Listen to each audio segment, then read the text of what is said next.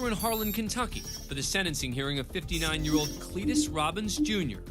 Following a 3-day trial, Robbins was convicted on a litany of shockingly violent charges. The defendant is guilty of 1, kidnapping with serious physical injury, 2, robbery in the first degree, assault in the second degree, unlawful imprisonment, wanton endangerment first degree, and being a persistent felony offender first degree. As Judge Kent Hendrickson proceeds with Robbins' laundry list of crimes, the prosecution interjects after Robbins repeatedly turns around and glares at them. Your Honor, the Commonwealth would request that the court give notice to the defendant not to communicate with the Commonwealth. In the courtroom, defendants are often prohibited from communicating verbally or non-verbally with anyone except their own attorney. Problem is, Robbins isn't exactly a rule follower. Don't. Hey, now none of that. Hey, none of that. Now just calm down. Yeah, you calm down. You take it easy. Stand up there on that side, please. Settle down, please. Fucking jury ass court here. Listen, buddy, I'm too old for this. Hey, I'm too old for this too. With tensions later calmed, Robbins stands in silence as Judge Hendrickson hands down a heavy sentence. He shall be confined to the state penitentiary for a maximum of 25 years. And that concludes this matter before the court. Thank you. The sentencing may conclude things for the court, but not for Robbins. That is the sound of Cletus Robbins spitting at one of the prosecuting attorneys.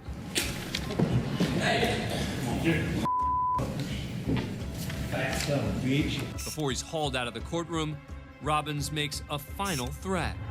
The court has that on record. We know that that was a threat, and we will be saving that record for possible criminal charges. No additional charges were filed against Robbins for his courtroom misconduct. His 25-year sentence stands, and a later appeal of the case was denied. We're headed south, way south, to Wollongong, Australia, for a sentencing hearing. Seated inside what's known as the dock is the defendant, 25-year-old Jesse Rose. The one-time aspiring rugby league player pleaded guilty to the charge of reckless wounding for an assault captured in this surveillance video. After receiving a complaint about Rose's drunken behavior in a pub, he and his mate are asked to leave by security. But when he refuses, a second camera shows things turning physical, and one of the security guards ends up on the floor. Backing away from the situation, Rose then hurls his drinking glass at the downed man, striking him in the head. The guard suffered serious injuries, including a laceration and depressed skull. Now at sentencing, Rose's attorney made a case to not send him to jail, claiming he's a changed man, holding down a steady job and living on the straight and narrow. But Judge Andrew Hasler makes it clear this is no kangaroo court, stating that the assault was too serious to consider leniency. And right about now, he announces Rose's sentence, 14 months in prison. But as one door closes for the defendant, he kicks another one wide open.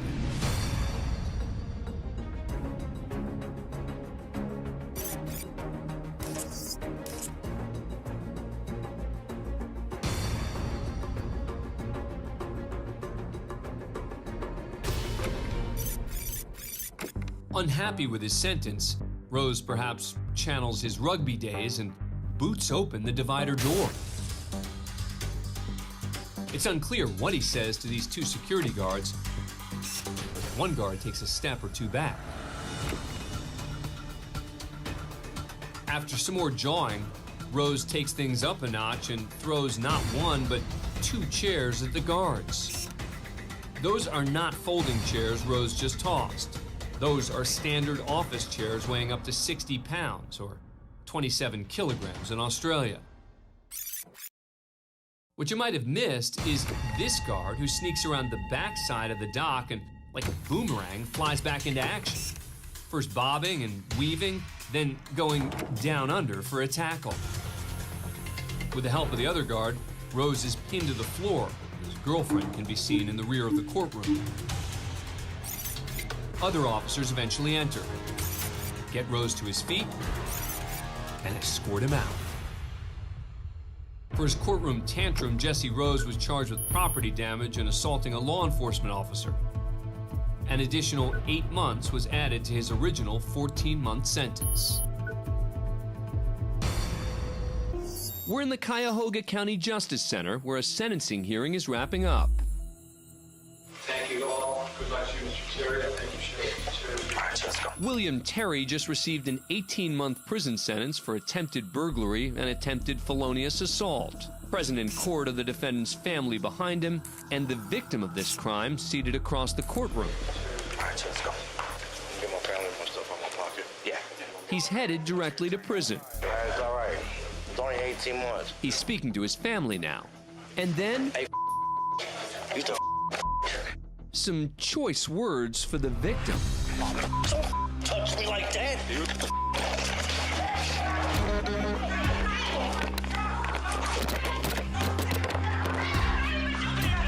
Two court deputies try to subdue the handcuffed defendant.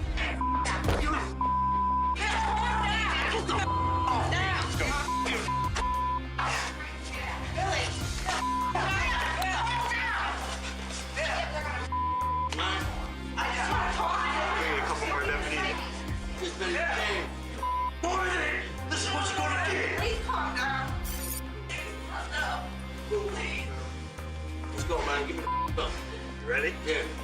We gonna be calm now? Yeah. All right. The defendant's removed from the courtroom without further incident. Ready? No additional time is added to his sentence. Lincoln County Courthouse in Newport, Oregon. Scott Patrick Lemon, seen here wearing a blue shirt, is awaiting sentencing for charges of robbery, burglary, theft, 2 counts of menacing, and 4 counts of coercion, all stemming from a home invasion. In the courtroom is a deputy, Lemon's lawyer, a police officer, and another attorney. Deputies requested an electronic restraint for Lemon during the proceedings so that he could be immediately restrained in case he acted out. The judge denied that request. Lemon lunges for the officer.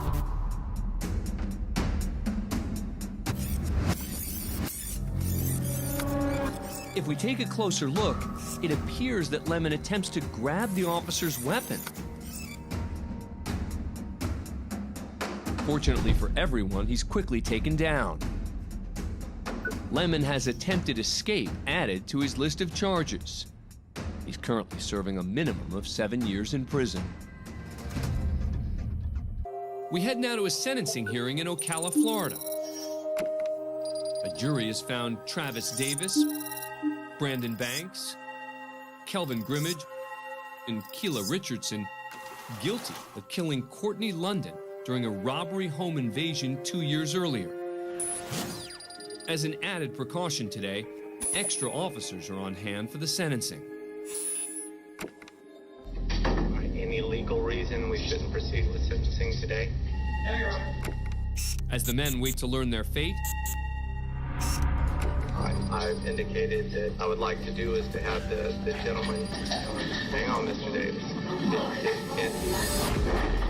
suddenly fists are flying.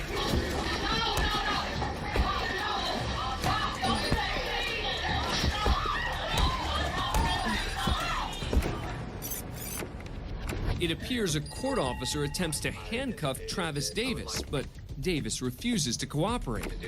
Another court officer quickly jumps in to assist. Hang on, Mr. Davis. Meanwhile, a third court officer attempts to handcuff Grimmage, but that doesn't go any better, and total chaos ensues. Richardson's already been cuffed and is ushered away from the melee. Davis's lawyer, Daniel Hernandez, isn't so lucky. With the situation seemingly out of control, another court officer steps in with a taser.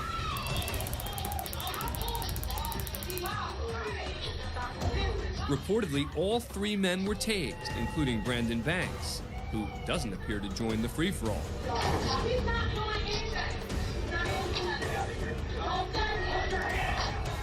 One of the court officers appears to instruct everyone to clear the courtroom.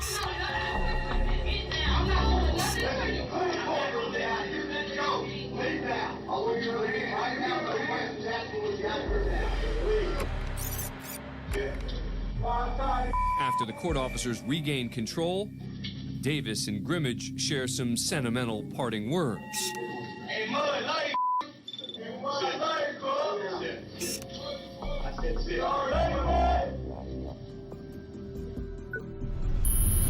All 4 defendants were convicted of first-degree murder and sentenced to life without parole. We go to the Berea Municipal Court in Berea, Ohio. The sentencing hearing of 42-year-old Stephanie Rybkowski.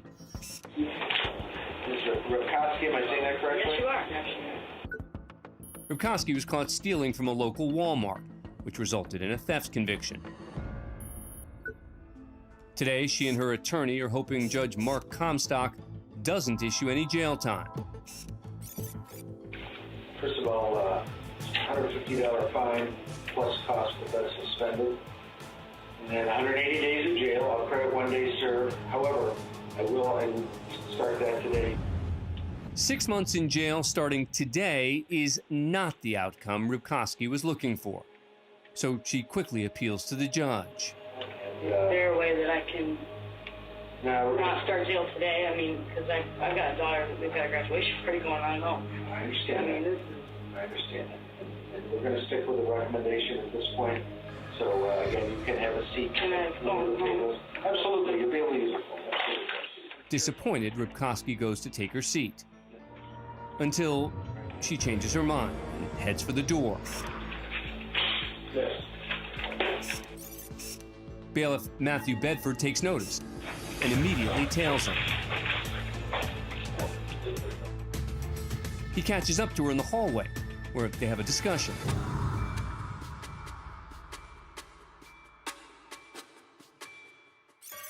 Rybkowski bides her time by taking a seat.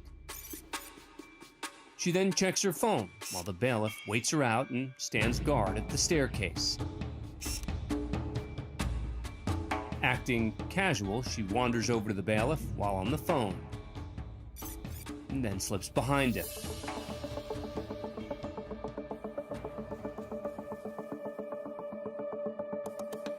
Until she makes a break for it.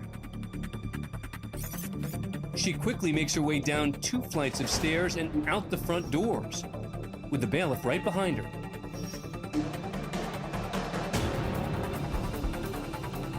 Eventually, she gets to her car and knocks the bailiff over with the vehicle before speeding away. Luckily, he suffers only minor injuries. But finding her wasn't easy. It would take 11 days before she was finally caught and arrested. And this time, she's hit with additional charges of escape, assault, and resisting arrest. But no additional jail time is added to her original sentence.